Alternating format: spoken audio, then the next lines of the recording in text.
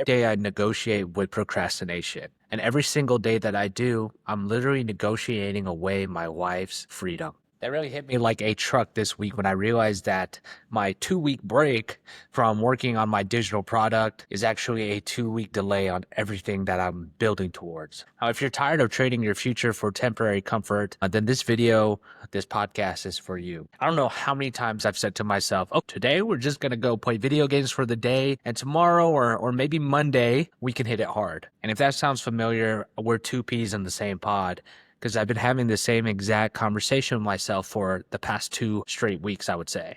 And here's the thing, I really thought that I was being reasonable with myself. I thought I was giving myself a well-deserved break, if you will. Because quite frankly, I've been consistent for the past month and a half. But when you have people counting on you, it shouldn't be a 14-day break. You know, we tell ourselves one day won't hurt, but it's never really that one day, is it? It's because there's this gradual negotiation where we convince ourselves that relaxing today and working tomorrow is somehow a fair trade. And the problem is that tomorrow never comes. And before you know it, you're sitting there 3 to 4 days deep into that cycle, wondering where the time went and why you feel like absolute garbage about yourself. And this is what I call the 5 to 7 day spiral into self-hatred. Now, procrastination isn't just being lazy. The truth is we trade meaningful progress for fake dopamine hits. At least I do, which would be video games. My current crux right now is Fallout 4 in the settlement building. We go on to YouTube rabbit holes, the ones where watching someone build a fallout shelter.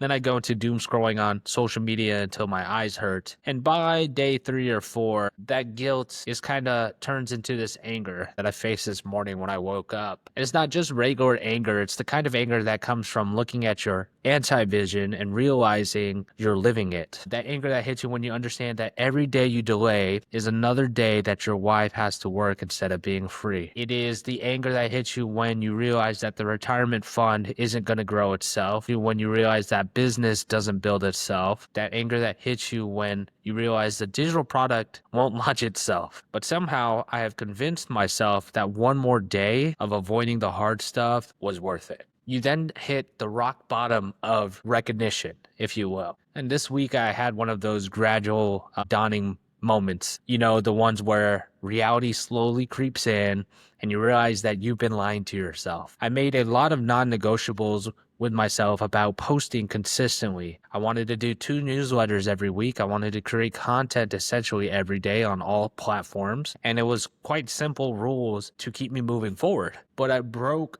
a lot of my own non-negotiables this past week. I only posted 1 newsletter this week. I only posted 1 day in a life video this week. There's been a digital product that I have outlined that I'm planning to release in August that has been sitting untouched for the past week and a half, 2 weeks. And every day I delay, I'm literally delaying my wife's freedom. Not metaphorically, literally delaying it for her.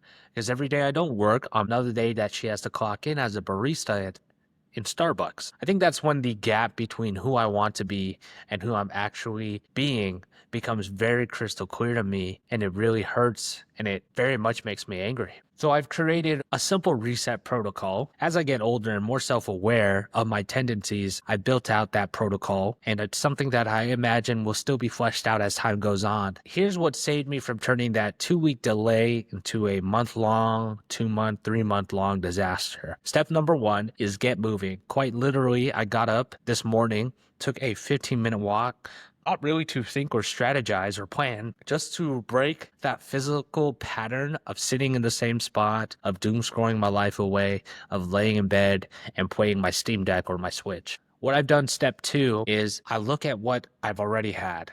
I came back, and after that walk, I looked at my tracking and I implemented my tracking for the week. I looked at my notes and ideas that I have jotted down. Not really to judge myself, not to feel guilty as well, but just to see what was there and what I've cooked up in the past. And here's where step 3 comes into play is I picked the one thing that stood out to me. I didn't really overthink it. I didn't try to find the perfect task. I didn't even start working on the outline. I just knew that I had to get my juices, my flow. Juices is crazy. I had pause on that. I just needed to get my juices going, right?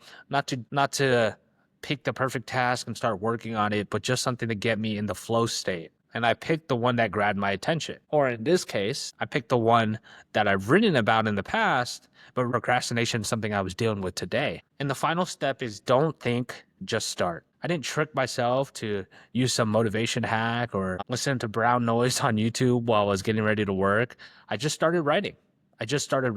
And when I got stuck, I used AI to help me push through being stuck and help me to get over my writer's block. There's no waiting for the right moment. The key here is stop negotiating with yourself. Don't think about whether you feel like doing it. Just start doing it. And what will happen is you will enter a flow state. And I'll talk a little bit more about that in a couple minutes. But the feeling on the other side, once you kind of have that self-reflect moment and then you implement the protocol, the feeling you get on the other side is amazing. Because what I started to feel like after I started working was more like myself again. Not the version of me that's been hiding behind fake video game achievements and binge watching Fallout. The real me, the one who's building something meaningful, building up my life's work. There's a difference between a fake dopamine hit and real progress dopamine. Video games give you the illusion of achievement. And I'm not saying that like they don't have a place. They definitely do. But building something real, that hits different. When you're actually working towards your goals,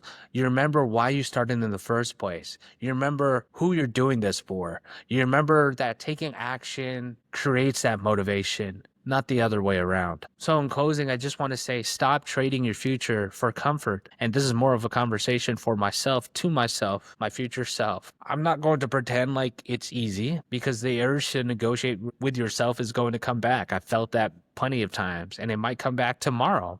It might even come back later on today. But what I've learned these past few years, and really these past 2 weeks, is every time you say, I'll start Monday, you're not just delaying work, you're delaying the person that you're supposed to become. And the people counting on you, they're waiting too. Your wife, your future family, the version of yourself who deserves better than a fake dopamine and broken promises. So here's my challenge to you. What's the one thing that you've been negotiating with yourself about? What's sitting on your desk right now, or in your notes right now, or in the back of your mind right now that you keep saying you'll get to soon? My challenge to you is to stop negotiating, to start doing. Because the person you're meant to be is waiting for you on the other side of that resistance, and they're worth fighting for.